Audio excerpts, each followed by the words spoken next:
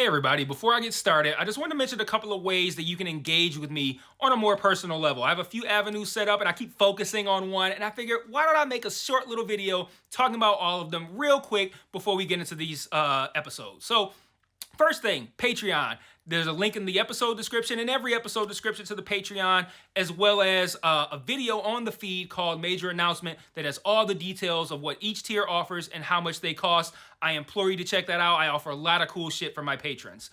Second thing, the Discord channel. There's also a Discord link in the episode description and in every episode description. I have multiple channels set up there for each show that I'm covering, and it's a great way to just engage with me. I have a channel set up for MMA talk as well. I'm a big MMA fan, so if you're an MMA fan, you can check that out as well. There's a link to the Discord in the episode description.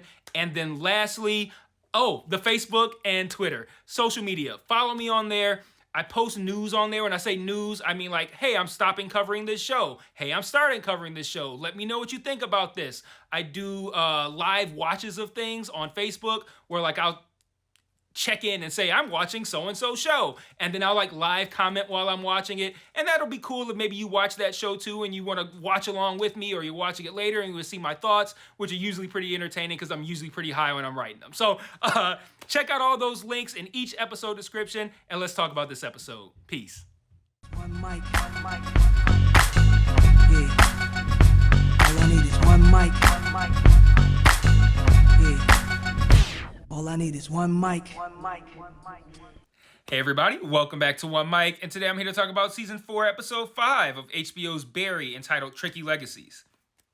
I'm going to start with a quote from the episode. Lincoln had Native Americans executed and proposed that black people go back to Africa. St. Augustine was addicted to bathhouses. And Gandhi hypocritically denied his wife penicillin while later taking drugs for malaria. So I think these are the tricky legacies that I think the episode title is referring to, along with the tricky legacy of our hero and title character, Barry. I think it more aligns with Barry, but I think very clearly this was meant to fall into the tricky legacies banner umbrella as well.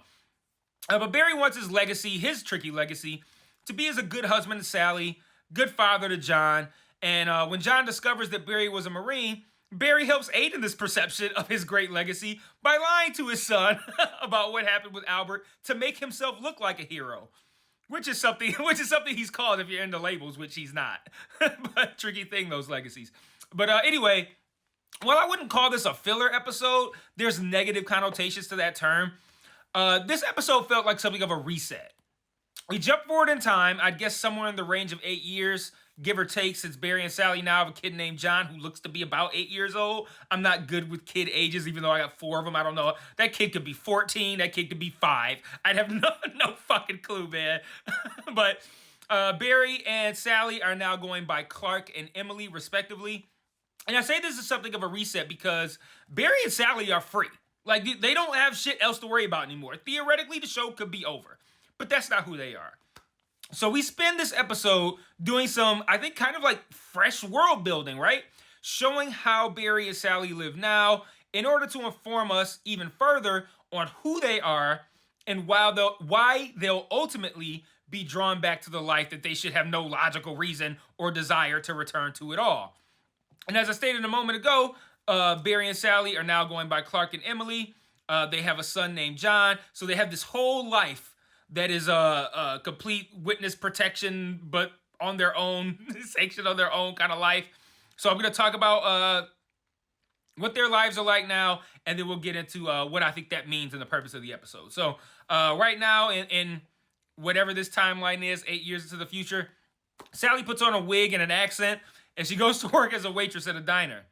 Barry stays home and he homeschools John, and I think we come to understand that's because Barry not just needs to seclude himself because he's Barry, but he also wants to have complete and total control over every aspect of John's life in order to protect him and to prevent him from becoming like Barry. I'll get into, I think, what makes me think that in a little bit. But they live a religious life where Barry doesn't allow video games, and when he discovers a baseball mitt hidden in John's room, he makes John watch some really disturbing fucking videos of people dying while playing baseball, which is a very Barry-esque way of protecting someone, is it not? Like, hey, I wanna make sure that you don't get hurt.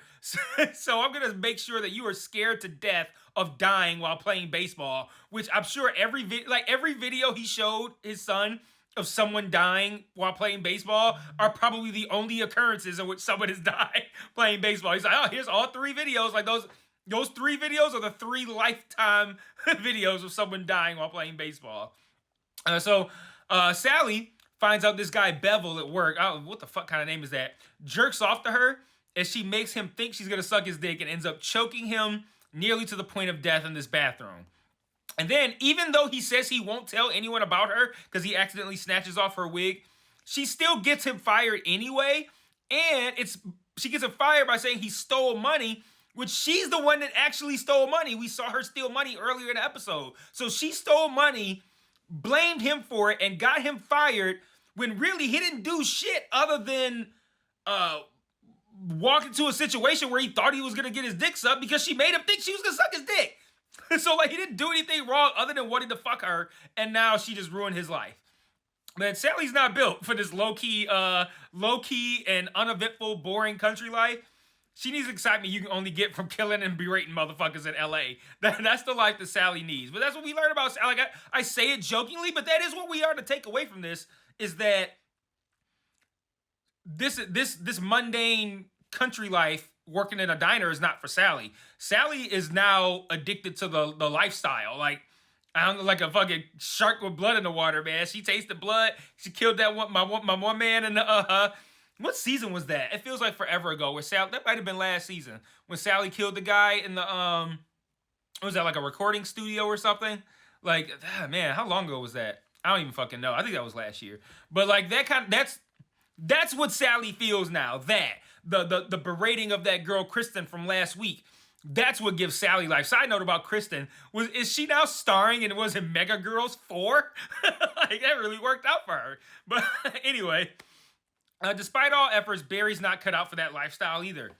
There's a knock at the door, and even though we come to understand it was probably just some kids playing a prank, ringing a doorbell or knocking it and leaving, Barry stands outside with a gun all night because that's who Barry is. Not let's pray and homeschool our children and make sure that they don't get hurt playing baseball, Barry. No, stand outside all night with the heat. That's the Barry. That's who Barry actually is. And that's why it takes nothing more than the possibility of Gene consulting on a movie about Barry for Barry to go, like, I have to kill Gene Cousineau again. Like, oh, like Gene could have, like, he could have found out that Gene was responsible for, like, him missing a fucking fire sauce packet in his Taco Bell bag. Be like, ah, fuck, now I gotta kill Gene Cousineau. He don't need a good reason to start killing motherfuckers again, because that's who Barry is. But, while I enjoy watching this new version of Barry's life and seeing how it wasn't working for him or Sally, I am curious as to why we needed a Barry and Sally haven't really changed episode when I didn't think that they changed. And this is going to start, I think, sounding like a criticism. I don't really mean it to be. It's kind of me just thinking out loud. But I've never been disillusioned about who Barry and Sally are. Their true motives, how they feel about their actions. I've never really been confused about that. So this episode, I don't want to say confused, but I never felt like I needed more. So this episode felt almost unnecessary in that it told us what we already know about these people, just in a unique and different way. Now, you guys know how I feel about unique and different. I will give this episode a shit ton of style points. Like, it was like, I enjoyed my experience with the episode, but I really don't see what we gained from this episode other than that experience, the experience of watching it. Which, for what it's worth, was, like I said, was a fun enough experience for me to be satisfied with just that. Like as a unique experience, it was fun. I enjoyed seeing future Barry and Sally living a life that I wouldn't think future Barry and Sally will be living. But it's just a strange decision, I think, with only 3 episodes left, to give me an episode that I don't really think taught me anything I didn't already know about Barry and Sally. Like, I don't feel like I learned anything new about them. I just, got further confirmation of what I already knew, and then simultaneously didn't advance any of the other storylines with Fuchs and all that with Hank.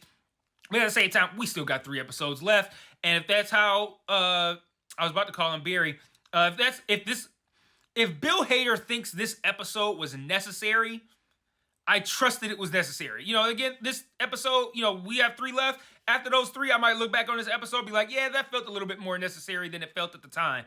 And me saying that it doesn't feel necessary is not again, I don't mean it to be a negative or a knock against the episode. Like I said, I enjoyed it for what it was quite a bit.